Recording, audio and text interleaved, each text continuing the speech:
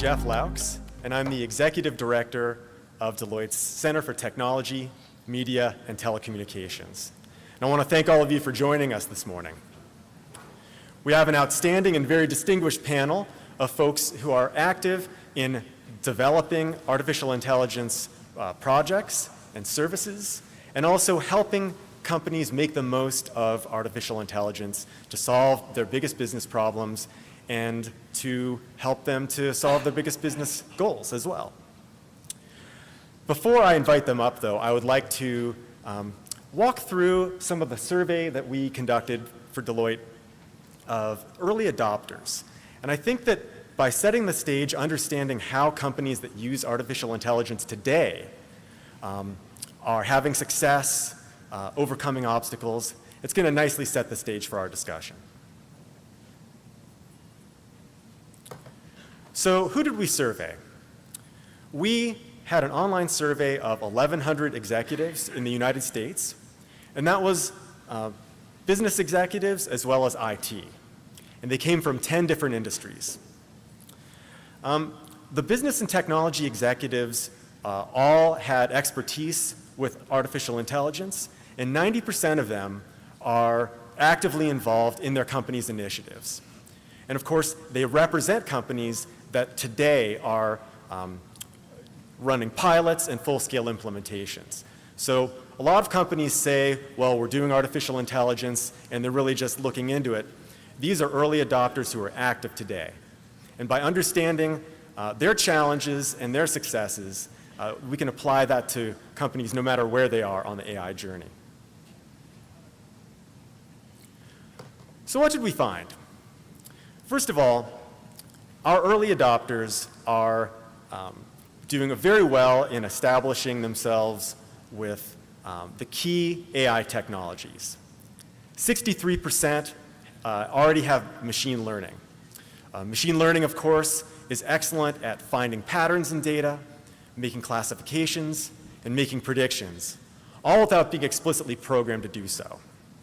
And machine learning is kind of the foundation of the other technologies that you'll see on this slide. 50% of our early adopters are using deep learning, which is up 16 percentage points from last year. Deep learning is a more complex form of machine learning based upon a model of the human brain called neural networks. And deep learning is especially good at taking complex data, rich data like voice, images, and video, and being able to analyze it. Natural language processing, which animates voice assistants, and is now, I think, ubiquitous here at CES. 62% are using that. And 57% are using computer vision, which, among other things, powers facial recognition and another thing that's ubiquitous here at CES, autonomous cars. One of the biggest barriers that companies have when it comes to artificial intelligence is simply getting started. Being able to make the upfront investments in infrastructure, processing power, and also finding scarce data and programming resources.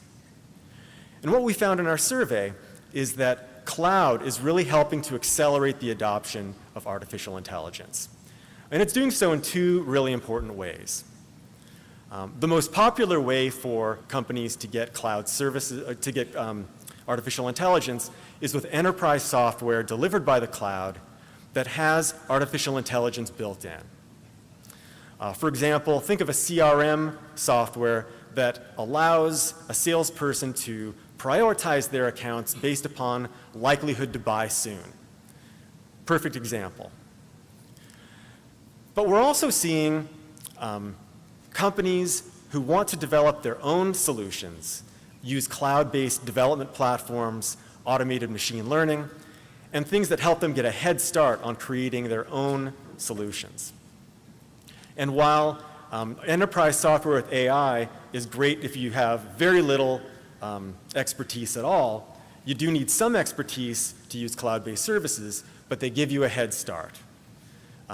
Another thing that we found is that companies are co-developing with partners.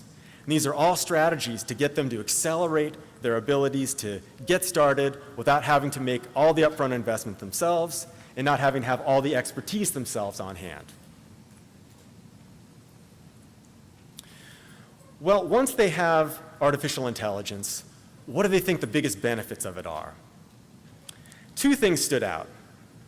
Companies want to improve what they sell, whether those are existing or new products, and they want to improve how they operate. So you can see here, enhancing current products was the #1 benefit of artificial intelligence, both in the 2018 survey and the year before. But companies are starting to understand that to change what they sell, they need to change how they operate. And so there's much more of a focus this year on changing their internal operations so that they can end up integrating AI into their products and solutions.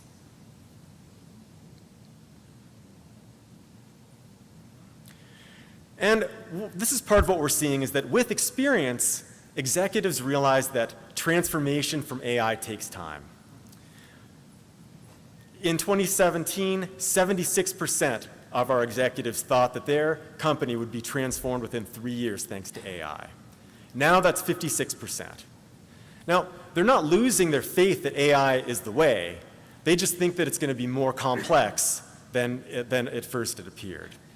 And the same is true of how long it's going to take to transform their industries. Now, the good news is, while they might have to wait for full-scale transformation, they're getting returns today.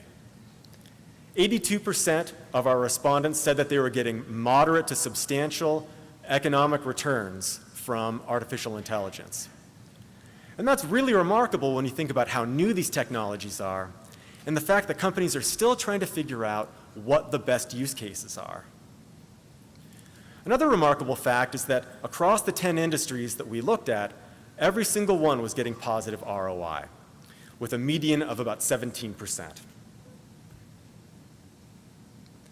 And of course, success begets success. So they're having success with artificial intelligence, and that means that they're increasing their spending next year on initiatives, and they're launching more initiatives. 58% launched 6 full initiatives and implementations in 2018, up 26 percentage points from 2017. And part of the reason for this is that you're seeing more executive sponsorship. Senior executives see the early success, and they want to get behind these bigger projects, and they want to fund them. This, I think, is a really important slide, because it talks about how even early adopters feel that their investments to date have only been sufficient to catch up with their competitors or maybe edge a little bit ahead, right? Very few feel that they're really leapfrogging their competitors. And that speaks to how important it is among early adopters that they're seeing their competitors working on this, and they don't feel that they've got the option. They need to move ahead too. And it's not just competitiveness today, it's also the company's viability over time. Today, 11% of our respondents say that artificial intelligence is critical, not just important, but critical to their strategies. In 2 years' time, that's going to be 42%. So that's a very small window to get good at artificial intelligence.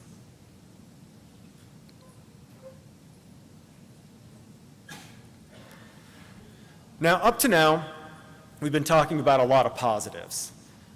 AI executives are bullish on the prospects. They're getting the right technologies in-house, and they are also getting good returns. But to take the next step, we believe, our survey tells us, that artificial intelligence companies need to have more process discipline, better change management, and they need to combine all their activity with real rigor. And that starts with solving some of the thorny problems that are on this slide. We asked them to rank their top 3 challenges, and the first 3 were kind of a dead heat. Data issues. Data is the lifeblood of artificial intelligence, but it can be scattered throughout different organizations, some of it can be in the hybrid cloud, some of it can be public, and all that data needs to be brought together. And then it has to be put in the right format for analysis. And it's reckoned that data scientists spend about 80% of their time just wrangling data. So this is the top challenge. Company integration means how is AI being integrated into company processes. And this is a thorny issue indeed because you're changing how work gets done, and especially changing how work gets done with knowledge workers, which is not very straightforward. So that's a challenge. And then finally, implementation. AI is relatively new. There aren't a lot of experts, and so implementing it can be difficult, especially if you don't have partners. But there are also some risks that companies need to grapple with that could threaten to slow or derail artificial intelligence. And one of the biggest is cybersecurity. We found in the survey that 32% of our respondents had had a cybersecurity breach related to AI in the past 2 years. And 30% had slowed an initiative because of artificial intelligence and cybersecurity. And 1 in 5 had decided not to start one. But we also found that only half of companies are building cybersecurity processes in from the very beginning. Now, this may make sense if you are talking about starting from a pilot and so forth and you're trying to do a proof of concept. But if you're not building it in from the beginning, then those pilots aren't going to scale, or if they do, you're opening yourself up for problems. Cyber is not the only risk. There are several unintended consequences from artificial intelligence that have got the attention of these executives. A key one is safety and reliability. So 43% of executives are worried about making the wrong decision based upon advice from an AI system. You know, is it going to be reliable? Is it going to give us the right information? And 39% are concerned about a mission-critical failure. Think about what would happen if an autonomous vehicle or a robot made an error. What would happen then? Second is legal and regulatory. Right now, it's not very well understood if an AI system goes wrong, who's legally liable. And of course, when it comes to regulation, privacy regulations are mushrooming, getting bigger and more complex. And if you want to use data for artificial intelligence, it can be a threat to you if you don't have that buttoned up tightly. And then finally, ethics and reputation. Artificial intelligence is getting very good at creating not only what's called fake news, but what's called deep fakes. The ability to create false videos, false audio, and so forth that could make a world figure, could make a corporate executive look very much like he or she had said something that they didn't, and then have that go viral. Secondly, there's bias. If the data that an algorithm is fed is biased, it's more likely that the result is going to be discriminatory as well. And when you think about all the ways in which we need to make sure people are dealt with fairly, whether it's mortgage applications, jobs, and so forth, bias is a risk. Now, how are companies trying to address these risks and to be able to move forward? They're looking to find the right mix of talent. 30% say that they have major or extreme talent shortfalls. And interestingly, the companies that are the furthest along on the AI journey are starting to feel this more acutely as they've got more projects and they're scaling faster. But another thing that was interesting is that it's not just the technical talent that they need. They understand that they may need AI researchers to create algorithms, developers, data scientists. But if you look a little further down the list, they need project management, change management, and they need business leaders who can speak data science to their technical teams. So it's a real mix that they need in order to be more successful.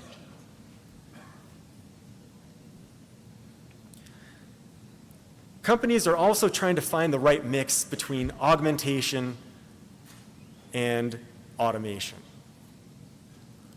We asked respondents, are you interested in automating jobs? And 63% said, we want to cut costs by automating as many jobs as possible, right?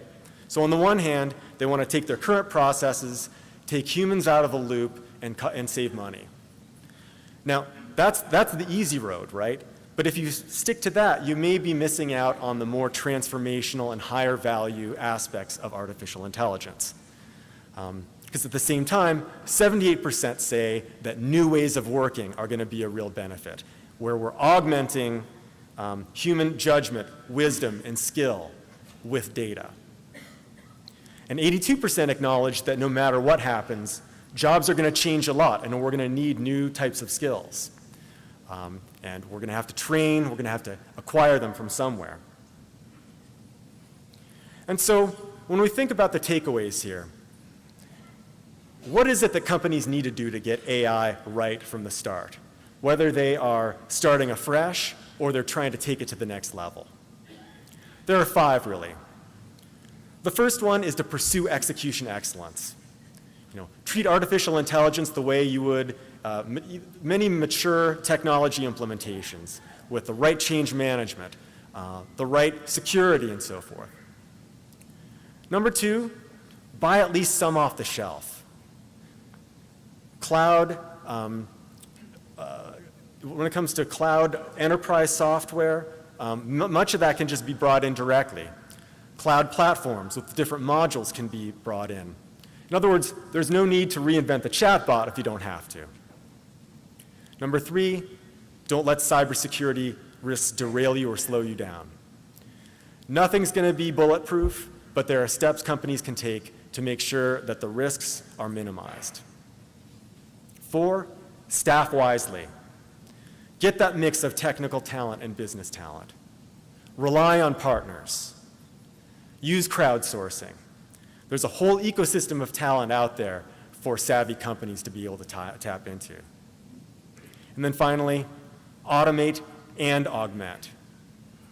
A lot of what should be done to transform shouldn't just be to automate an existing process, but to be, and not just to build humans in the loop, but to be able to build the loop for humans so that they can take the information that they get from AI and make better and more strategic decisions with it.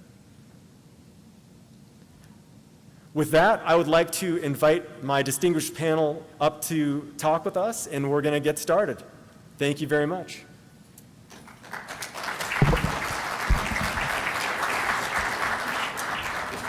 Should I keep that up, actually?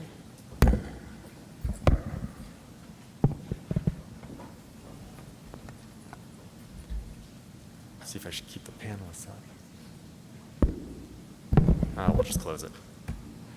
Someone else can help us. Can you guys change the screen? We're going to get started anyway. Peter Coffey, my friend. Would you like to introduce yourself? Sure. I'm Peter Coffey with Salesforce. The title is Vice President for Strategic Research. If you can figure out what that means, it's not doing its job. I've been with the company for 12 years next week. I may have been the first person in the company to have the word platform in his job title, because at the time, cloud platform was a relatively novel idea. It's obviously not any longer. Great. Hi, Anthony Cheng. So at Adobe, I manage a product management team responsible for building AI services in the Adobe Experience Cloud, which is an end-to-end customer experience management solution for businesses. And some of the use cases that I work on include things like customer intelligence, customer journey optimization, marketing attribution, and many others. Hi everyone, Mick Locker, and I lead Deloitte's Cognitive Advantage practice for the technology, media, and telecommunications industry. And what that means, cognitive advantage, that includes 3 different solution areas. First, automation. Second, what we call cognitive insights, which is leveraging data and machine learning to help companies make better decisions.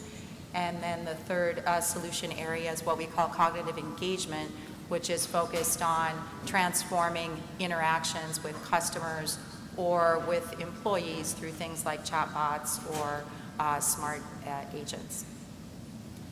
Mick, I'd like to start the questions off with you.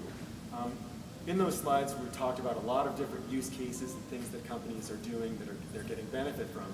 Could you tell me how you're seeing customers use AI? Sure. So we're helping customers use AI in a number of different ways. And I'll talk about each of the different solution areas I mentioned. So first off, and this is where a lot of our clients actually start the journey, is with automation. So helping to automate high transaction processes that have a lot of manual steps. And what that does is it helps companies to kind of release time from employees to spend on more higher value added tasks. So if you think about like accounts payable, if you can get the transaction parts done more quickly, then the employees can actually think about the data and what's happening and maybe spend time with customers rather than spending time with paper. Also, we're helping customers figure out how to use data, as I mentioned, to make better decisions. So a great example of that is helping customers make better decisions about how to, helping clients help figure out how to make better decisions around how to treat customers, right? So, for example, if you're a wireless phone carrier, for example, and a customer comes into your retail store and they've actually been calling your contact center for the last 2 weeks about a problem that they're having, you may not want to start the conversation trying to sell them a new phone. You might want to start the conversation by asking them if that problem has been resolved and perhaps offering them something. And then lastly, we're helping clients incorporate chatbots. A lot of clients are incorporating chatbots first internally. So for example, in an HR help desk situation, but we do see more and more companies actually starting to use chatbots with customer interactions. We're helping one of our clients put chatbots into their credit and collections contact centers. And I'm just going to add two.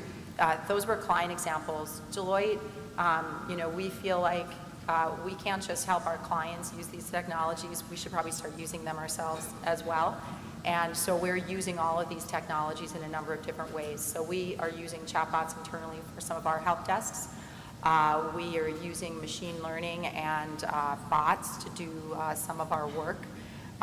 So for example, a lot of the data cleansing and testing that we do, we're actually starting to use bots to get that work done. Anthony, I'll put the same question to you. How are you finding your customers wanting to use Adobe's products? Sure. So actually, it's very similar to what Mick said. So right now, customers' expectations are changing, right? They expect context, as Mick just mentioned, right? So this is why the field of customer experience management is emerging, right? They expect that, when they do one thing in one place, that history is kind of understood by the company. And when they go somewhere else and do something else with the company, they expect the same context to be understood. So, this is why, companies need to build a 360-degree view of the customer across different channels, across different data sets, and so forth, so that they could then put everything together and build intelligence off of this 360-degree view of the customer. And today, customers are not just buying products anymore; they're actually buying experiences, right? So this is becoming more and more important. Peter, I was hoping that you could tell me, we've had some conversations about how artificial intelligence is becoming pervasive. Sure. Could you tell me why that is and how we're going to experience that? Well, as long ago as 1983, someone said, have you ever noticed that once it starts doing something useful, we stop calling it AI? If I told you I was going to offer you a distance and orientation independent machine learning apparatus, you would say, that sounds pretty sexy. And I say, yeah, it's called a barcode scanner.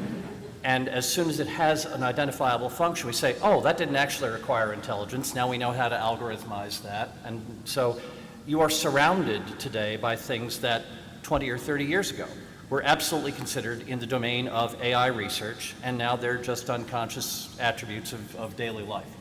I prefer to avoid the phrase AI as much as possible because it promises more than it can deliver and threatens people in ways that they should not feel threatened with job loss and things like that. Douglas Engelbart in 1962 said, if only we had called it augmentation of intellect And then we could have, we can still use all those AI brands that we have, but we would be talking about what it actually will do for people, which is, as I say to our customers, if I could make 70 or 80% of your people as attentive to detail, intuitive in spotting non-obvious interactions and connections and things like that, if I could make 70 or 80% of your people able to do that at a level that today is 90th percentile, only your top 10%, as Scotty asks the guy about transparent aluminum in Star Trek 4, would that be worth something to you?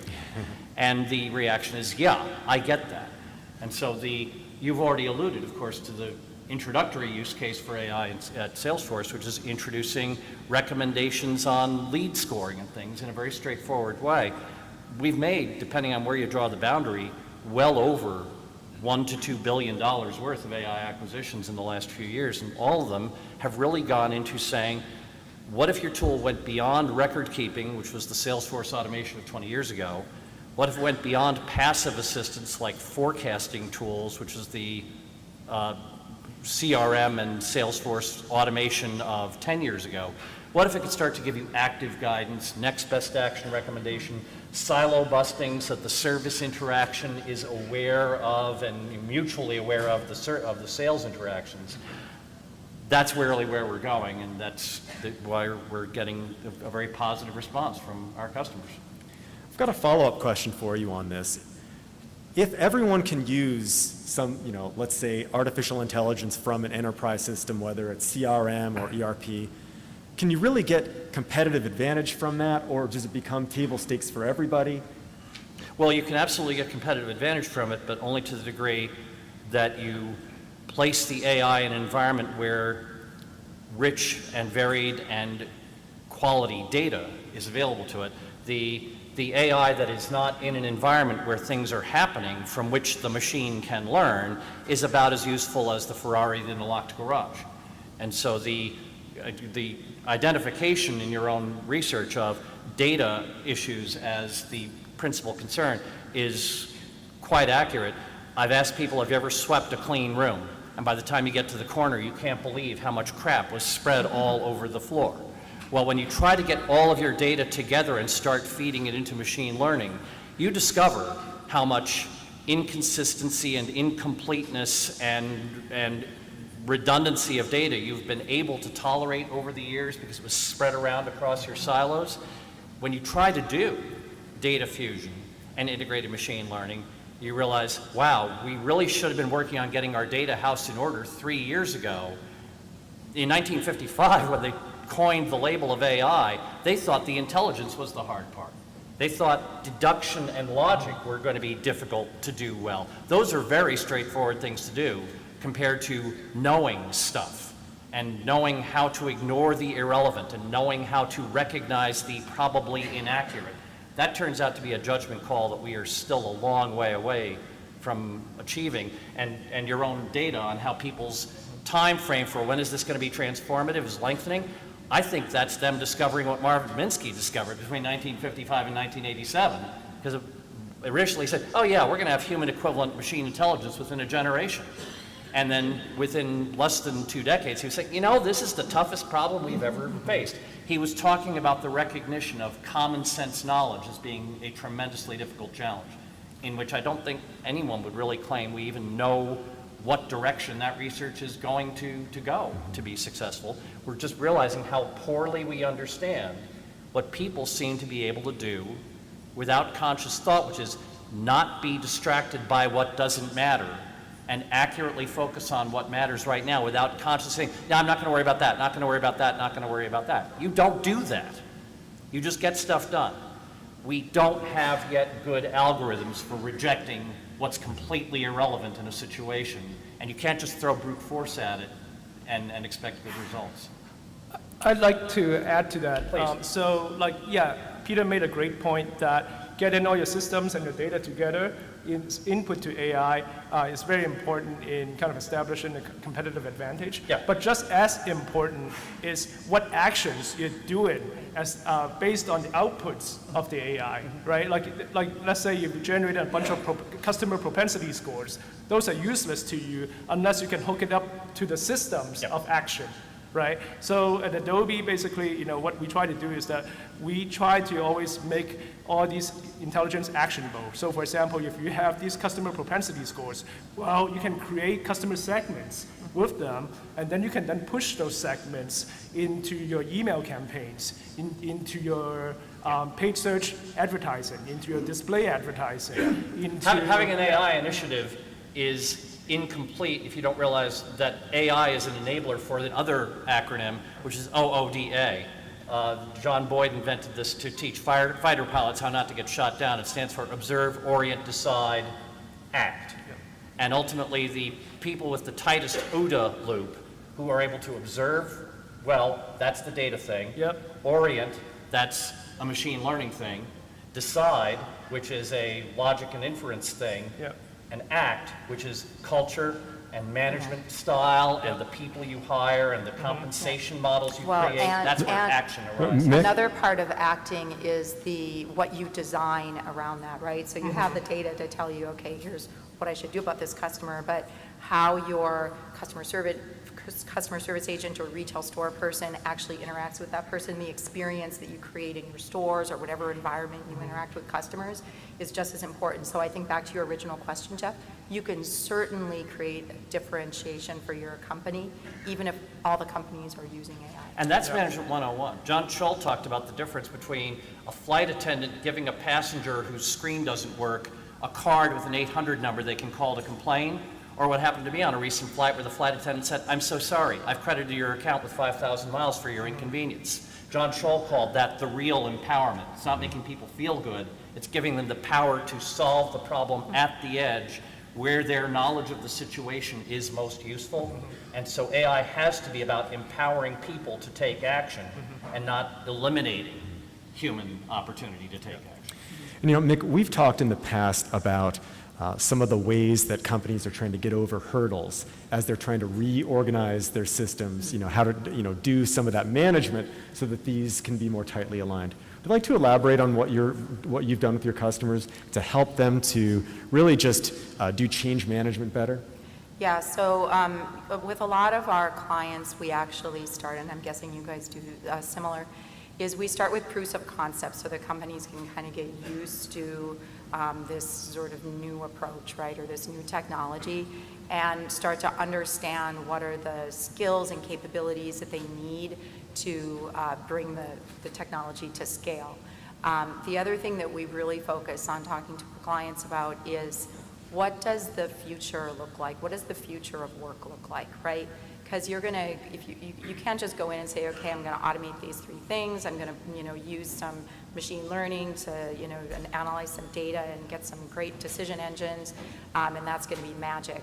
Those things are actually going to change what jobs look like, right? It's going to change the work that needs to be done. And so you need to start designing around that new way of work. And so a lot of what we do is talk to our clients about what does that look like, and then the change management program around changing those jobs, retraining people, and so forth. But really starting with a proof of concept, scaling from there. Another aspect is actually really getting strong support at the top, right? It's great. A lot of companies start with sort of at the ground level, someone championing the program, but you really need to get support from the top quickly. Otherwise, I think things are going to start to fall apart. If I applied AI to the taxi industry without remaking it, I might have gotten better maintenance scheduling of vehicles, better route maps of the cities, and so on. But if I didn't enlarge the scope, I would not get surge pricing that changes the supply of vehicles in response to demand. I would not get the ability to incorporate real-time traffic information for real-time variability of planning. I would not get Uber by adding AI to taxis. I had to enlarge the scope of what is the problem being solved and then say, how does intelligence contribute to that? And then another thing to add is like every company needs to decide what are the use cases, what are the specific use cases of AI that is most beneficial to your company, and maybe tackle those first. Because, realistically, right, like if you're a company that historically has not really leveraged AI much, you're not going to go from 0 to 100 in a year, right? Like you need to start with kind of chewable pieces, right? So basically, you need to identify what those use cases are, and then come up with a strategy to tackle those use cases. And if you want people to sign up and Yeah. contribute the management change and cultural change, Right. having some proven success stories, finding some low-hanging fruit that can generate quick ROI Yeah. may get you that cultural change, which is at least as important as the technology. And that's one area where our early adopters were very successful. They're getting ROI, they're building momentum, and so they're getting people within the organization excited about it. Coming down from the mountaintop and bringing people fire just got Prometheus' liver being eaten. Bringing the technology down and expecting everybody to be happy with it is unrealistic. And one thing that I just want to mention, and I think a lot of companies might miss this, is the cultural aspect of it, Yep. right? It's kind of like, okay, people at the executive level, people understand that, okay, there's value in AI. But then at the execution level, a lot of times people get used to doing things a certain way. Maybe they base decisions off of, individual insights, or based on intuition, or based on some manual processes. And now when you introduce an AI into it, what happens is that it changes some of the results and the decisions. And then people are uncomfortable with that. So you really need to have you go through a change management process where you get executive buy-in to Yeah. kind of make that success. And you No, can sorry, you want no, for your no, feedback loops too. Yeah, sorry. Yeah, I wanted to go back to something that you mentioned before, Anthony, about, and it relates back to some of the survey findings, right? So we found that in the survey that companies don't feel like AI is going to be transforming their company or their industry in some certain time frame.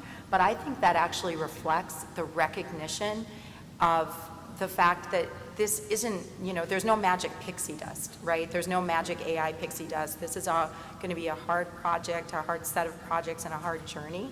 There's a lot of work to be done. And so I think that's what that survey finding reflects, is that people have internalized, this is hard, this isn't going to take 6 months. Maybe I did have a vendor come in and tell me they could do it in 6 months, but now I know they're wrong. The other thing that's already catching people by surprise is what happens when the AI works well enough that people start taking action based on what it tells them to do, because that alters the environment. There's already one case, for example, where a police department used machine learning to optimize assignment of patrol officers, with the result that the neighborhoods with the most arrests got more police assigned. Okay, that sounds good, but if all the police are in this neighborhood, there's probably going to be more arrests in that neighborhood.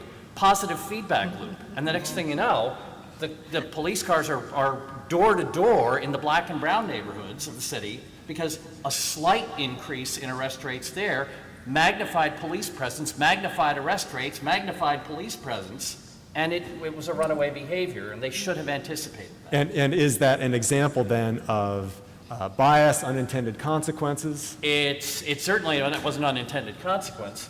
I don't think that was a bias issue. The data were what the data were, but failing to consider the implications of moving from a demo to a production environment, I think, is the key distinction here. Yeah. So in one use case that perfectly illustrates Mick's point is like marketing attribution, right? So historically, a lot of companies use what we call last touch attribution, which is like the marketing touch point right before the conversion got all the credit, right? Well, then, a lot of companies started thinking, okay, well, let's use AI into that. Well, that's great, okay? So we now have an AI algorithm doing marketing attribution, but that's not the whole story, right? Because you need to kind of change the processes around that, right? Like you change your annual budget planning process, you change your budget allocations across different channels. That stuff used to be based on kind of like human intuition, and now you introduce an AI into that. That takes more time than just getting the AI algorithm up and running. There's an old expression in conventional statistics about don't use stats the way a drunk uses a lamppost for support instead of illumination. And AI is certainly just as vulnerable to that.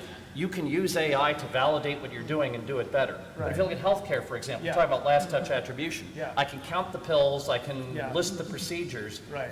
But what you really want to do is take advantage of things like wearable devices to start achieving wellness outcomes instead of to deliver the old style procedure and medication intensive healthcare more effectively. You want to say, wait a minute, isn't our goal to be dispensing fewer pills? and doing fewer procedures. How's the ankle doing?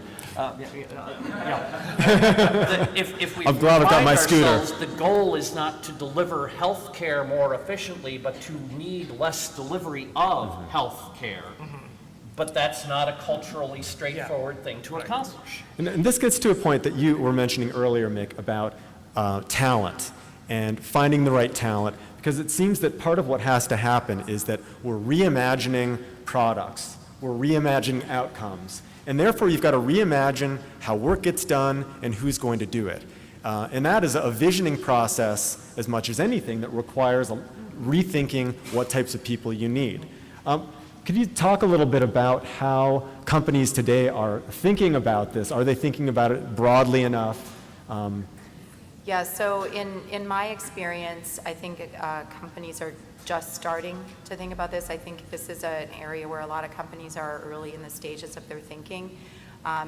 So in my opinion, I think what we really need to do is think about, things based on skills. So if the future objectives of the company are X, and therefore the process and the combination of data and intelligence looks like this, what is the work that needs to be done, and therefore what are the skills that we need, and then how can I redirect the people that I have to do those new things? How can I partner with others in my ecosystem to get some of those things done? I think in the future we'll see a lot more partnering to get things done. We talked a lot about that. I was in the Future of Mobility session yesterday, and we talked a lot about ecosystems there and how in the automotive space there's going to need to be a lot more collaboration amongst companies. And I think that applies to all sorts of industries, and if not all industries. And then I think also companies are going to need to look for new skills. And you showed some of the survey data of the different sort of job types that people are looking for. I think that companies will need to, go and find some of those folks. I do think that some people inside companies can be retrained, and we've seen that with some of our clients, where they have been able to retrain folks to do some of these new jobs. And I think the skill sets that are needed actually depends on the AI strategy. So for example, some companies say, okay, I have a lot of AI talent, right? I'm going to build all the algorithms myself, right? And that's one approach. Another approach is like maybe I don't have the hardcore data scientists, but I have some technical analysts that can interpret and work with the outputs of AI, right? And so maybe I buy an enterprise software and maybe co-develop with a partner, so using that approach.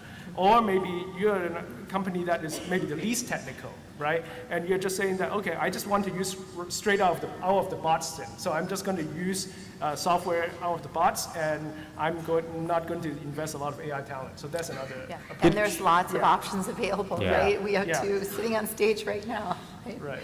And anytime you hear the word future being used in any of these conversations, remind yourself that William Gibson, one of those rare quotes that someone actually did say, said the future is already here, just very unevenly distributed. And the related comment, if you want to live in the future, spend time in the luxury markets today, because what they have now is what everyone's going to expect in a very short period of time. In financial services, for example, things that we pioneered with clients 10 years ago in their wealth management practice are now considered de rigueur and table stakes for retail banking. And so look for the piece of your business that's already catering to your highest margin customers with the highest demand and likelihood of going elsewhere for superior experience. That's a great environment in which to test some things that might involve some money, but some small scale as well. And that way you can get your chops, and then when you're ready to go big, you will have already prototyped it. Kind of like going from what they had in the Lexuses a while ago to the Corolla I recently drove that had the nearest thing to autonomous driving, and this was a base Corolla. It was a completely adaptive cruise control, and I never had to touch the brakes or the accelerator on 80 miles of LA freeway. In a Corolla. This was luxury stuff not a long time ago, and now it's everywhere.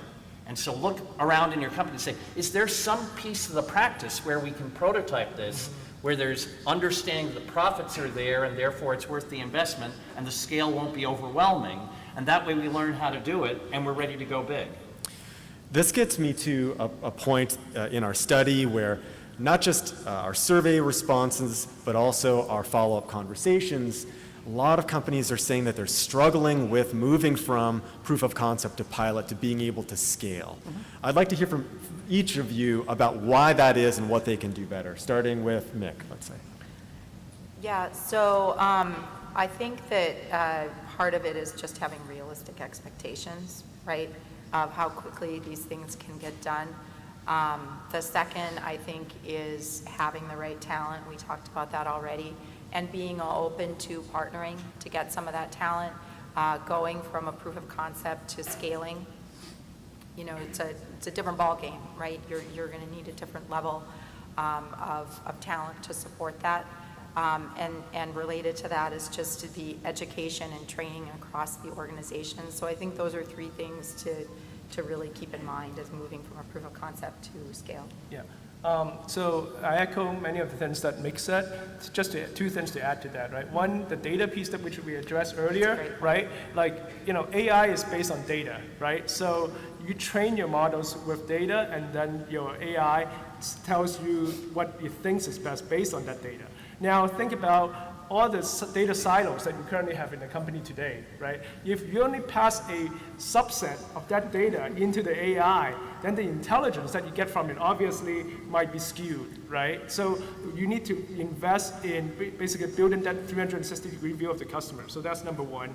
Number two is that you also need to, as I mentioned earlier, identify what are the use cases, what are the initial use cases you want to tackle, because at the end of the day, you're not going to, you know, go from 0 to 100, right, overnight. So find one or two short-term goals that you can kind of invest resources in it and get results out of. And how do you find those use cases? Because companies sometimes struggle with that too. So I think, you know, dependent on the field, right, you should look at like what's important to you, right? Like, let's say if you are, you know, a subscription service like maybe Netflix, right? One thing that's very important to you is customer churn, for example, right? You don't want the subscribers to churn because it costs more money to get an additional customer than to retain an existing customer. So how do you actually retain these customers? Well, one way is that you serve you make sure the customer experiences as a subscriber is good, right? So in Netflix case, you know, one thing that they can do is the recommendations engine that they have, right? By serving up relevant recommendation engines, they could increase the number of movies that are viewed by subscribers, in which case it will probably lead to increased customer satisfaction and lead into like less customer churn. Bonnie Nardi at MIT wrote a book a few years ago called A Small Matter of Code about this notion that people will write software even if it's not their job. And she commented that if you go to a Little League baseball game, you'll see parents maintaining detailed baseball statistics on forms that are really quite complex. Her point was, people don't fear complexity, they're just not going to endure it if they don't see value. So the question is, what value are you giving back to people? And you need to be careful about that, because obviously we study salespeople a lot at Salesforce. We are familiar with some of their behaviors. One of them is that they hate to mark a sales opportunity as closed and lost. It's an admission of defeat, no one enjoys it. But if you never mark an opportunity closed, lost, how is the AI supposed to learn the early warning signs of an opportunity that will wind up being closed, lost? You have to get people to say, well, wait a minute, the behavior that was culturally approved and even rewarded in the past may now actually be counterproductive because it prevents the machine learning from learning. And this is a management leadership challenge, at least as much as a technology challenge. Very interesting. I'd like to switch gears a little bit and talk about... We have another hour, right? Very, very close. Let's say a couple minutes each on some of the challenges that we were talking about, ethical challenges, cybersecurity, whatever you'd like to kind of address around those. The notion that the data we're used to collecting is going to bias outcomes is subtle. For example, years ago, I had a heart valve abnormality that resulted in them strapping a tape recorder on me and collecting, data on my premature contractions, whatever. You didn't used to collect that kind of data unless you had some reason to believe that this person needed heart rate data being collected. And so the data sets were of a very certain character. Well, now we've got the Apple Watch Series 4 with an electrocardiogram on it, And the estimate is that even if the false positive rate is low and the false negative rate is low, most people don't have AFib. And 55% of the positives are going to be false positives. This is Bayesian statistics. Everybody got it at some point in the data science class. Doctors are now going to be dealing with patients, calling them at 1 in the morning, saying my Apple Watch is going to die. Now that's an outcome of changing the manner in which data is collected that is going to take away what was a very useful bias. We only used to collect this data when we thought we had a good reason to do it. And now you've got this data coming in from all sorts of places without that kind of pre-filter on it. And you need to anticipate and be prepared to deal with a change in the character of the data you're getting, and not just the difficulty of collecting it, but think about, oh, wait a minute. This is going to completely change what the data seems to be telling us because the manner in which it arrives is now different. So for me, when I think about the bias in AI, I think about three things, right? The people, the data, and the algorithms, right? So let's talk about, each piece, right? So as I mentioned about data, right? AI learns from the data. So if there's inherent bias in the data that is serving as the input to the AI, then obviously the outputs of your AI models would be biased, right? But to spot check that, how do you even try to prevent that? Right? That's where people comes in, right? By having a diverse team that works on AI, you could prevent some of that from happening. Because if you have a very homogeneous, group of people working on the AI, they might not even think about some of the bias that could be inherent in the data itself, right? So that's number one. And then now in terms of the algorithms, well, given the right data sets, and if you're using like a machine learning type approach, that could help to minimize some of the bias in the AI. But like in the old days, a lot of the algorithms are rule-based algorithms, and there's definitely an opportunity where bias could be introduced in rule-based systems. Great way to say, we've always done it this way, now let's do it that way, better, faster, and cheaper. Exactly. Yeah, right. And then the last thing I just want to touch on is ongoing validations, right? Like even with all these stuff that I talked about in place, you should still have an ongoing cadence to make sure that there's no bias, or at least you can try to minimize the bias in your AI. Yeah, so I don't know if I can add anything to that, but I think the fact that we're talking about the potential biases is really important, and I think that's something that each of you should do when you're embarking on these journeys, is to have that conversation so that you can get ahead of it and incorporate some of the things that Anthony talked about. There's a lot of discussion of bias now as if merely by making sure we all know we're biased, we can do something about it. But we have to do something about it. Someone at the CIA once said, look at an optical illusion with the two lines, one of them has the arrows like this, one of them has the arrows like that. You can't make yourself not see those lines as being different lengths. You can be told, you can measure them, but as soon as you take the ruler away, they look different. Knowing you're biased doesn't make it go away.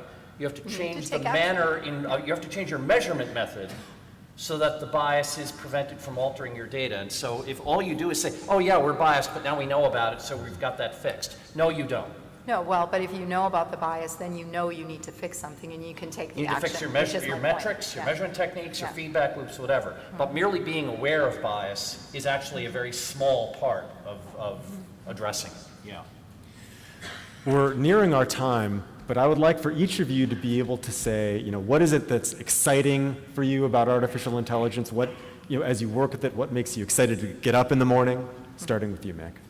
So I think, we talked about some big concerns here. We've talked about how challenging this could be.